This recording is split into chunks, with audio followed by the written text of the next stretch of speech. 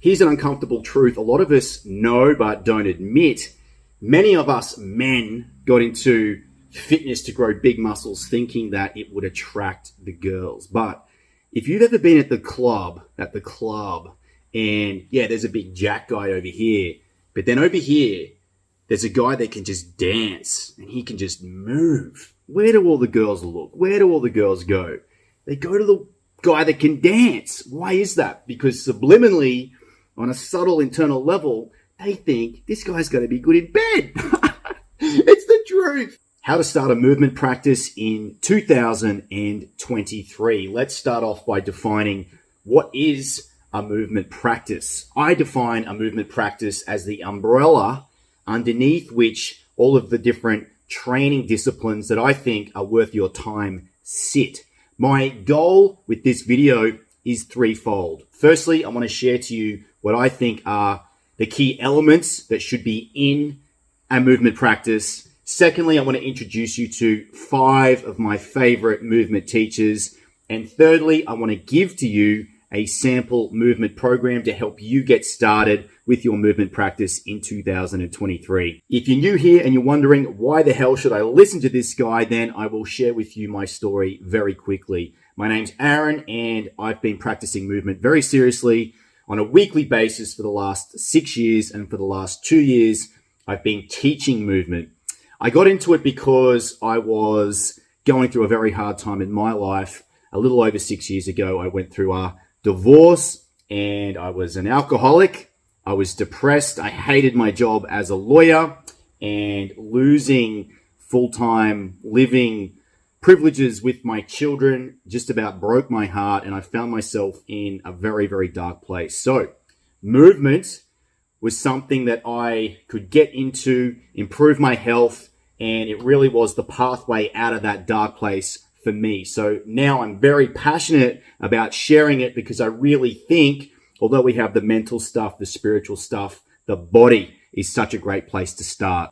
Knowing what you want from a movement practice is a great place to start. The only problem is you don't know what you don't know. So a good teacher or a good coach is invaluable, but I understand not everybody has access to one. So keep listening because we're going to break down what I think you should be thinking about when putting together a movement practice. The man who introduced me to the idea of a movement practice is Ido Portal. Now, he is an advocate for general movement practice, not being overly specific and getting trapped in one modality, which was very liberating for me because growing up, I'd always been told not to spread yourself over too many disciplines. I was always told to pick one thing and get really, really good at that.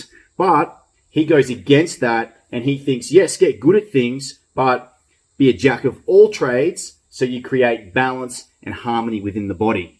The reason for this is that over specialization usually results in injury. There's a price to pay. Now, does that make specialization bad? No. If you want to be on the Mr. Olympia stage, you'll have to specialize in bodybuilding, in hypertrophy training. If you want to make the major leagues, you'll have to specialize in pitching, perhaps. Specialization is valuable for people that have a very specific intention.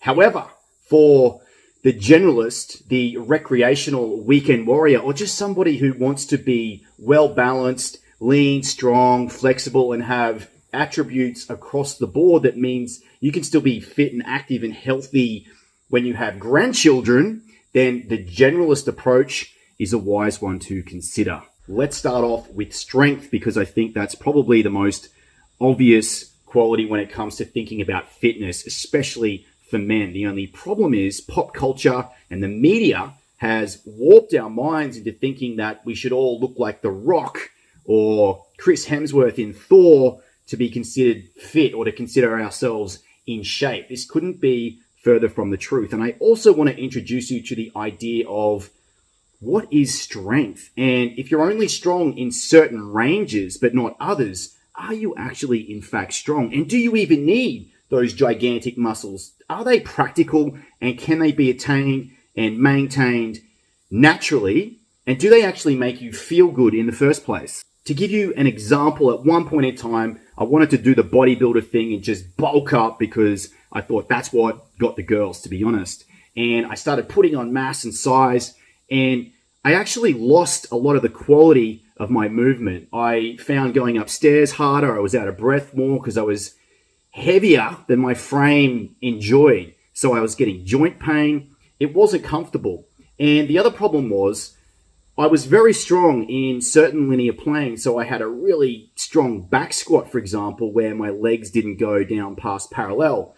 But then one day I was asked to get into a low squat just with no weight on my back and keep my feet flat on the ground. And I couldn't get into that position. And then somebody else asked me to test my arms overhead, and I couldn't raise my arms up overhead without having to compensate with my chest. So I had all these mobility issues because I just neglected them and just focused on mass. Another revealing example happened to me when I was asked to first attempt a lizard crawl. Now, I had a really strong bench press, but when it come to just getting off axis, taking my hands off axis and shifting my weight out of the normal linear planes that I was used to, I was extremely weak. So I was very strong in linear dimensions, but then weak in other off-axis dimensions. And it got me thinking, what is strength? Yes, we want to look good and have muscles, but I would argue you don't have to be a bodybuilder to do that. You can be lean and fit and strong and find strength in all these different ranges that probably aren't available in your normal bodybuilding, weightlifting routine. So my favorite tool to go to are the rings for the upper body, because all of a sudden you don't just have this closed chain circuit that's fixed. You have straps and these rings that can move and all these stabilizer muscles. When you first get on the rings, you're shaking and trembling because your body's going, what the heck is this? You have to stabilize yourself.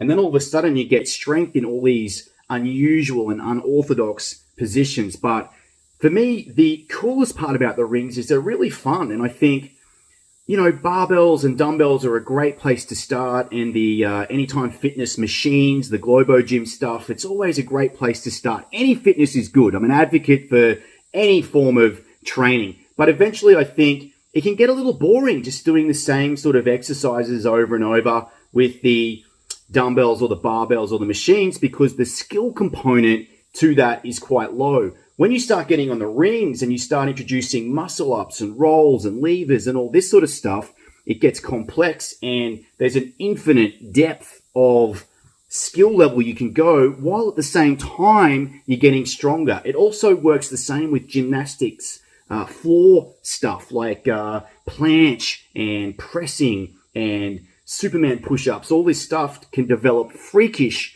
bodyweight strength. And as we've seen from the modern resurgence in calisthenics athletes have terrific physiques. They're not as big and puffy and bulky as bodybuilders, but they look aesthetically unreal, and they're so freakishly strong in terms of their body weight, or they can even add a little bit of weights to their classic body weight movements like pull-ups and dips. But the rings are an absolute goldmine for upper body strength and development. Now let's talk about the lower body. The barbell is still king for that, in my opinion, but we also have the Russian kettlebell has made a comeback in recent years thanks to CrossFit. Thank you to CrossFit too for pulling rings back towards the mainstream and other gymnastics. So the lower body, the barbell is great, but you don't need the barbell. You can actually use your own body weight. You can do pistol squats and dragon squats and all sorts of stuff. I've put a few of these exercises in the sample program below if you want to check that out. Also, if you want to check out the lizard crawl, I have a free lizard crawl guide with over 13 variations that you can do. So I'll leave a link to that in the description below as well. So why do we want strength in unusual ranges? Well, because life is off axis. Life isn't in these nice, neat, linear 90-degree patterns. When you drop your keys, you bend over from the hips and round the spine. You don't do a perfect squat pattern because it's inefficient. The human body will always take the quickest route to something. So if you haven't practiced loading up those ranges, like for example, you can do a Jefferson curl with weight to train your body to round, which goes against conventional, like deadlifting or, classic weightlifting protocols where they want you to have that neutral spine or a straight spine. But you can do these bent spine curls, J curls, Jefferson curls, and that will train your body to handle a little bit of load in those ranges. And then when you bend over to pick up your nephew or your niece, or you drop your keys, you don't blow a disc. Mobility. Okay, now when I grew up, I'm 41, so when I grew up, I was born in the 80s, and I went to like rugby practice. I never even heard the word mobility. We did a stretch, which was 30 seconds of just stretching out the hamstrings, and then we would get into our practice. So mobility was just not there, and it's been a neglected element of fitness for a long, long time. So unless you got into yoga, perhaps, and for men, I find it's not as common. Men gravitate towards strength, the gym, and mobility is just so easy to neglect. Now, Coach Summer from Gymnastic Bodies argues, and I think pretty well, that most adults are chronic when it comes to mobility. If you can't get down into a resting squat, if you can't lift your arms over your head, if you can't hang comfortably, if you can't touch your toes, you have some mobility issues. And thanks to modern convenience, we sit a lot. We drive in our cars sitting, we ride on public transport sitting, we sit at the desk, we're on our phones a lot, we watch Netflix, we're in comfortable lounges, so we don't get on the floor much, and as a result, our range of motion becomes impaired. One great tip I got from listening to Coach Summer was that he thinks that adults, especially from the West, should be focusing on mobility more than strength, especially men. So the problem is most people don't want to do that. So a compromise is to do a mobility exercise for every strength exercise, and you can pair them together. And this is kind of how I like to train. I'll do a strength exercise followed by a mobility exercise, and that way you're working on both simultaneously. Another great way to look at mobility is that it's actually a strength exercise, because mobility is being strong through a range of motion. So it's not just flexibility, which is passive. Mobility is the active component. So it's actually strength training in a way, and that's how I try to look at it. I've put a few of my favorite loaded mobility exercises in the sample program, up a link to that below. And what you want to do is add some weight and load it up, and then it becomes more of a strength exercise. And for me, because I kind of prefer strength training, it becomes more enjoyable that way, because I'm looking at it more as strength and less as flexibility, even though I'm getting more flexible. Everybody responds differently to the different elements of training, and for me, mobility is a bit slower than strength because my body was just unfamiliar with it up until a few years ago. So I'll show you this photo here of my thoracic back bridge and just show you the progress from 2017 to 2022. And some of you might think, oh, that's not that impressive. But for me, it really was, because I was chronic. I couldn't get my arms overhead. And through using loaded mobility, I was able to really open up my upper back, my hip flexors, my shoulders, and, big muscles and being strong. That might stroke the ego and look cool, but I can tell you what, being more mobile and open and loose in your body makes you feel better.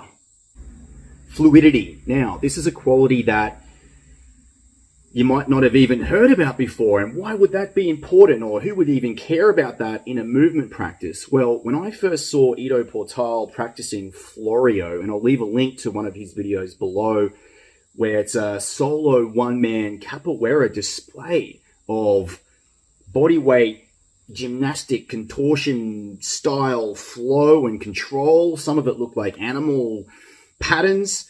I was blown away. I was mesmerized. And so naturally, I found one of the easier little bits and I tried to replicate it, and I filmed myself. When I watched it back, I was disgusted. Hang on a minute, why does he look so cool and smooth and flowy? My hands are going in the same places as his hands. My feet are in the right spot. I don't understand it. Why do I look jerky and robotic and clumsy and horrible? My aesthetic in the way I move is poor quality, doesn't look right. And then I started to realize that there's these more subtle energetic qualities to the way we move. And I'd never done any dance or Tai Chi or softer martial arts. So it made me appreciate more that once you get the gross motor skills and you have strength and mobility, there's this whole other world of subtle qualities. And that's quality in the way you can be smooth and orchestrate your body to create story and flow and almost like poetry, symphony with the body and the way you can articulate your joints. And that started to be a quality that I wanted to cultivate. Here's an uncomfortable truth a lot of us know but don't admit.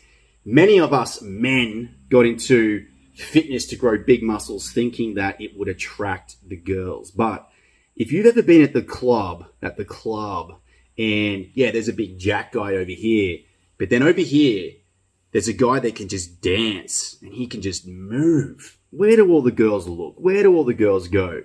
They go to the guy that can dance. Why is that? Because subliminally, on a subtle internal level, they think this guy's going to be good in bed.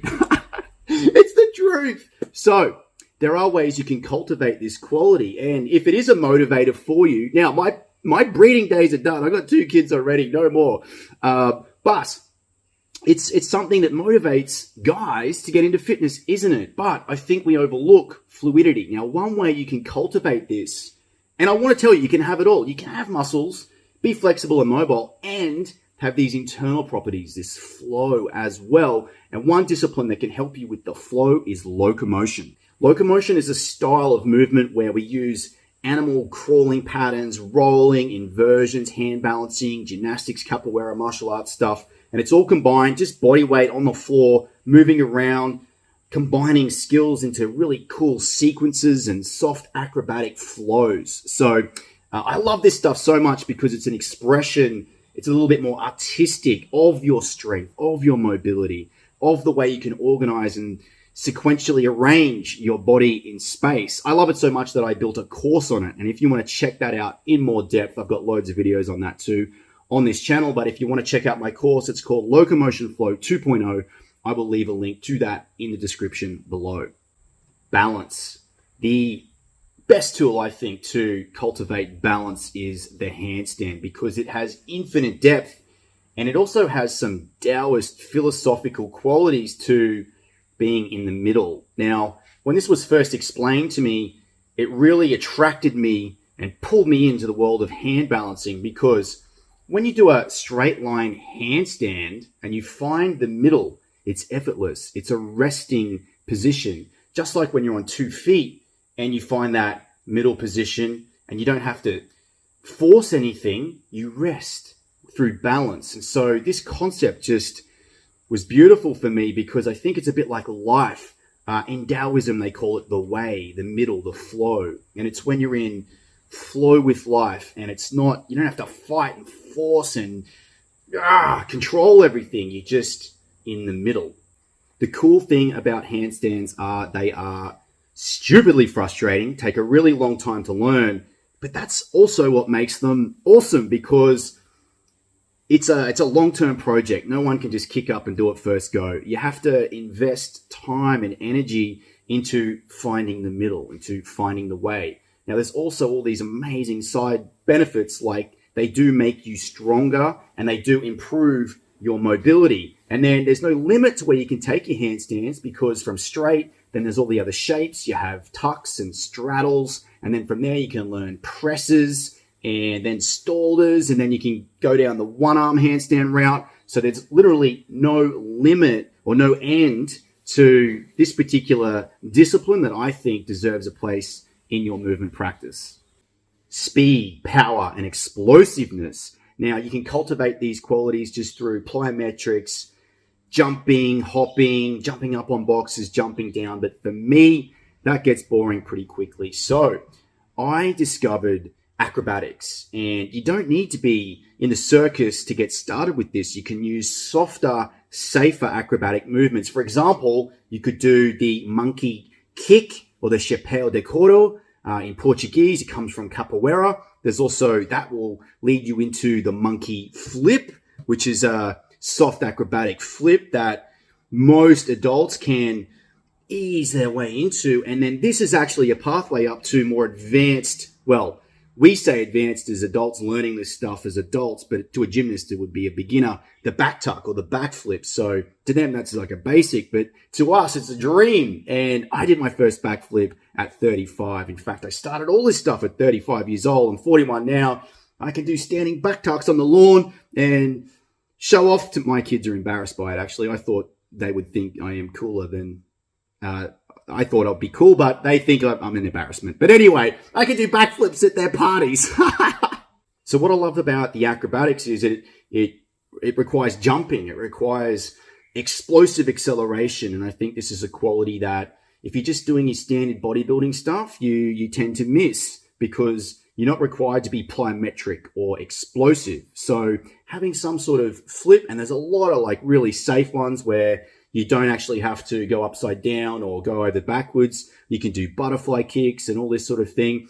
And then you can start to combine them in together. And that's where I discovered tricking, which is all off-axis, wonky-looking flips, but they have their own aesthetic awesomeness. And then you can mix that in with your locomotion. And it's just this endless game of soft and explosive movement. So they're the key qualities or ingredients that I like to package up and bundle into my movement practice. I've put together a sample of each of these qualities, drills for each, and I've put a link to that below. So you can check that out, download that, have a play with that. And then if you want to go even further and get some actual coaching, you can reach out to me and we can organize that too. So here are my top 5 movement teachers for inspiration to leave you with. Number 1, I've already mentioned him, the godfather of movement culture, Ido Portal. Now, I've had the pleasure of attending several of his workshops and I've followed him for a long time, and he was the guy that got me into this. So I recommend checking out his page. I'll leave a link to that below. He teaches it all: locomotion, rings, strength, hand balancing, you name it. So check him out. Number 2 on this list is Tom Wexler. I'll leave a link to him below as well, but he really has next level flips with the soft acrobatics and the locomotion. It's just poetic and it's always just really edgy and artsy. And he really started pulling me into that world more and teaching me to kind of forget about my own delicate sensibilities and feeling silly and just keep exploring that softness, it's just a new world to me because I come from this very serious, just rugby, pump the weights kind of world. So to just let go a bit and find freedom and looseness. He really does do that well. So check him out. Number 3 on this list is Harry Williams for handstands. Now, I've had the pleasure of attending several of Harry's workshops. He was a skateboarder in a former life. And what I love about him is he learnt hand balancing and he's taken it to ridiculous levels on one arm. And he can teach it to adults so well because he learnt as an adult himself. So definitely check out his work, Harry Williams. Number 4 on my list is Marcelo Palozzo. I hope I'm saying that right, but it is Italian, I believe. This guy is just incredible. He blends together parkour with acrobatics, with hand balancing. Then he'll be in the pool, synchronizing his body like a dolphin. He really has unorthodox, unusual drills and approaches to qualities like elasticity and bounce. So he's just so full of inspiration, and his page is just endlessly full of quality. So go and check him out, Marcelo Palozzo. Number 5 on my list is Sam Kojo. This guy got me into tricking and interested in flips and acrobatics because he could really break it down. He could take a skill and just chunk it down into these little tiny pieces that made it achievable for me to learn. So I really started following his pages and his work. He's got a website called Kojo's Trick Lab, and you can sign up to that and get coaching on tricking and just seeing. He defies gravity, this guy. How many twists he can do in one jump, it's just mind-boggling. You've got to watch him in slow motion to truly appreciate it. So Sam Kojo is number 5. So as a huge thank you for sticking around and watching this video, there is a sample movement program. A link to that is below. I want to help you get started on your movement practice journey in 2023, or if you're already in the game, maybe some fresh drills or some fresh ideas to help stimulate you and get you inspired and get you moving in 2023. So if you got something out of this video, please smash the like button. Please drop me a comment, share it, help me grow, because I really want to help more people in 2023 to move and feel better in their bodies.